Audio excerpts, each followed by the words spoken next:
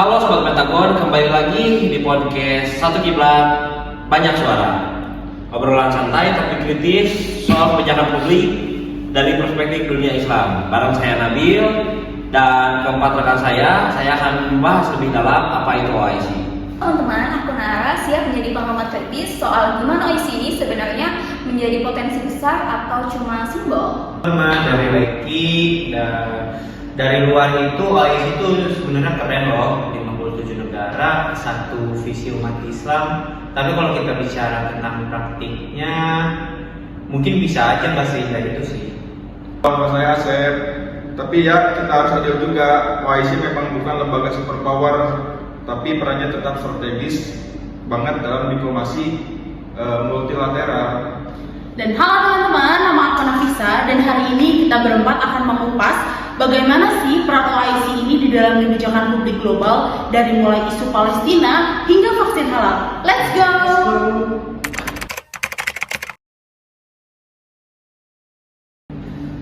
Sekarang langsung aja kita bahas ke lebih dalam.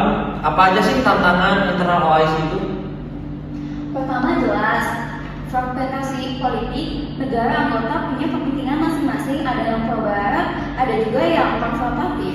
Yang kedua tuh ada krisis pendanaan, banyak program OIC yang mandek karena masalah keuangan dan minimnya komitmen negara antara anggota.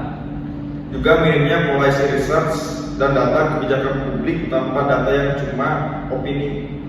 Tapi lagi-lagi di balik itu semua ya teman-teman, OIC ini tetap punya potensi unik. Jadi OIC ini juga sebagai ruang kolaboratif, alternatif berbasis etika dalam global.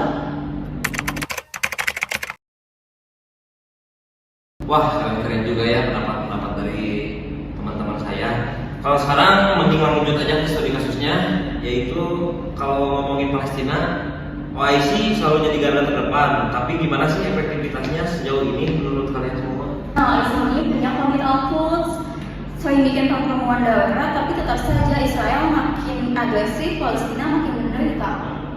Problem ini tuh klasik. Sebenarnya solidaritasnya tuh kayak tinggi, tapi ya strateginya lemah.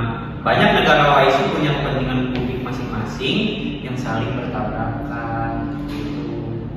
Nah lanjut juga, isu Palestina itu jadi uji nyali OIC. Bisa enggak mereka keluar dari retorika dan masuk ke aksi kolektif? Tapi tadi aku setuju sih sama yang bilang sama Eki bahwa strategi itu lemah. Padahal di mata publik dunia OIC ini dianggap sebagai representasi umat muslim. Jadi kalau tiap OIC ini gagal di Palestina itu tuh merusak kredibilitasnya sendiri teman-teman.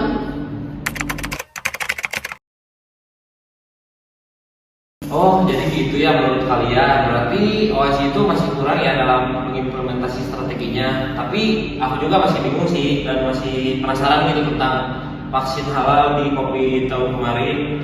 Menurut kalian semua atau kamu kontribusi apa sih OIC dalam hal ini?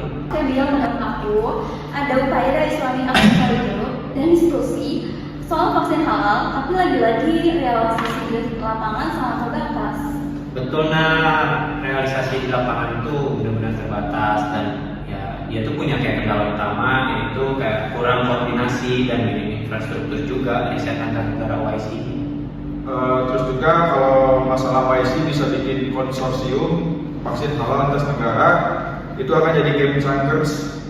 Sayangnya sampai hari ini belum ada yang konkret. Tapi teman-teman, dari semua itu juga tetap ada pelajaran pentingnya sih, bahwa kesehatan global itu bukan cuma urusan negara besar. OIC ini bisa masuk lewat jalur nilai dan budaya juga loh teman-teman.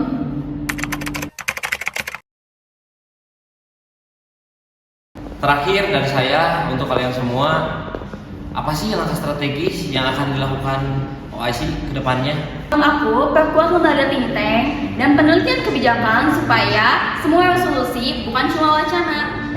Menurut aku, bangun sistem koordinasi digital antar negara OIC, jangan cuma ngandelin konferensi tahunan aja. Langsung aja fokus ke isu global lintas agama, perubahan iklim, kemiskinan, dan krisis kemanusiaan. Itu bisa jadi titik temu. Dan yang paling penting, ubah simbol jadi aksi.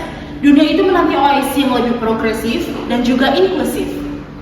Wah, mantap banget pembahasan kalian berempat. Terima kasih Eki, Asep, Nara, dan Nafisa. Dan terima kasih juga buat penonton yang udah dengerin podcast kami berempat di Satu Kiblat Banyak Suara. Sampai jumpa sobat.